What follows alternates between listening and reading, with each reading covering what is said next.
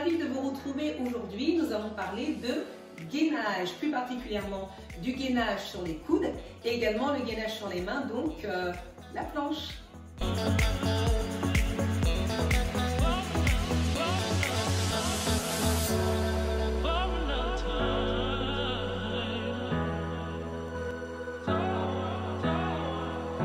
Parlons des bienfaits du gainage. Il va renforcer l'ensemble de votre sangle abdominale, donc le grand droit qui part d'ici jusqu'en bas, avec les fameuses tablettes de chocolat et également les obliques donc, qui sont sur les côtés. Il va vous permettre de tonifier les fessiers et donc le dos, donc juste en haut.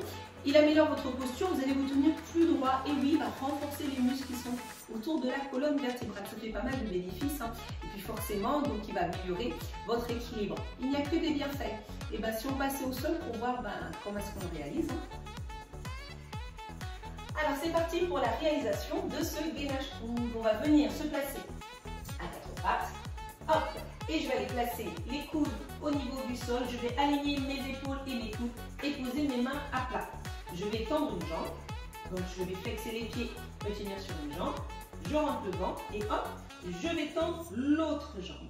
Donc là, qu'est-ce que je fais? Je serre les fessiers, je serre le ventre et pour les femmes, le petit stop pipi, comme si vous vouliez aller aux toilettes, hop, et vous resserrez, vous retenez.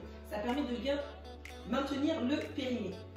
Ici, vous alignez vraiment le tout, sortez la tête, alignez-la avec votre dos, donc vous regardez vos mains, vous alignez, pratiquez l'autograndissement, vous sortez la tête et vous maintenez la posture, d'accord?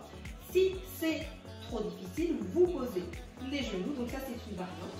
Et là, du coup, vous faites travailler également la sangle abdominale et vous restez dans cette position, tout simplement. Les erreurs à éviter, c'est donc de relâcher le ventre. Forcément, du coup, vous creusez le dos et vous allez vous faire mal. D'avoir les fesses trop en l'air, donc vraiment vous alignez les épaules, le dos, le bassin et même les talons. Évitez d'avoir les épaules en fait à l'intérieur, vous ouvrez, vous redressez, c'est vraiment de l'auto-grandissement et surtout ne jamais relâcher le ventre.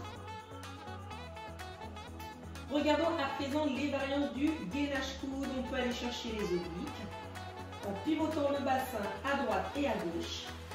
Donc si on voulait aller le poser sur le sol, en serrant toujours le ventre et les fessiers. Donc ça fonctionne également en posant les genoux au sol. Là, on travaille également les obliques. Une autre variante également, hop, on peut ouvrir un pied et le fermer, ouvrir et le fermer. Tout simplement.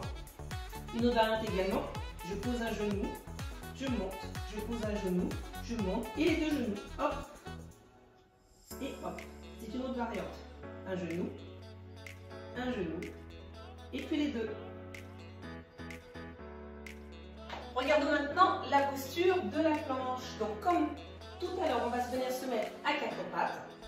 Donc les épaules au-dessus des mains, je vais tendre une jambe, hop, et je vais tendre l'autre jambe. Alors mes pieds sont largeur de hanche. Donc regardez si c'est pas trop serré, vous allez bien replacer. Vous alignez la tête avec le dos, donc vous regardez devant vos mains, vous serrez le ventre et vous serrez les fessiers. Agrandissez-vous, alignez la tête, les épaules au reste de votre corps.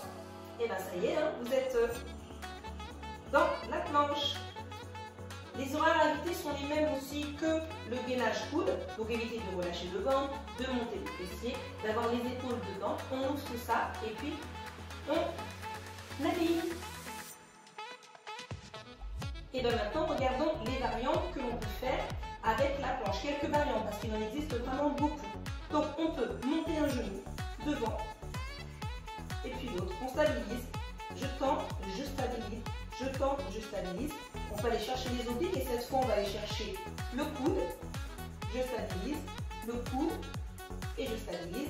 Qu'est-ce qu'on a d'autre pour les obliques? On peut aller faire une planche sur le côté et aller chercher en bas, en haut et en bas. Donc à droite et puis également à gauche. Et puis il y a encore beaucoup d'autres variantes. Je vous en montre quelques-unes rapidement. On pose les mains ici. Comme tout à l'heure, on peut ouvrir et fermer. On peut sauter. avec les deux. Tout à l'heure, je vais monter un genou et l'autre, mais on peut le faire beaucoup plus rapidement aussi. On peut très bien lever. Hop. Tout à l'heure, on avait posé les genoux, on peut aussi le faire. Ça fonctionne également. Bref, il y a énormément de variantes, mais la première des choses, c'est déjà de maîtriser le gainage statique avant de pratiquer le gainage en dynamique. J'espère en tout cas que ces exercices vous ont aidé pour pouvoir réaliser encore mieux le gainage sans vous faire mal, tout simplement. Ce serait vraiment dommage. Si vous avez aimé cette vidéo, n'hésitez pas à mettre un petit j'aime ou même un commentaire et me poser des questions. Et puis j'y répondrai toujours avec grand plaisir. Donc je vous dis à bientôt avec des tablettes de chocolat.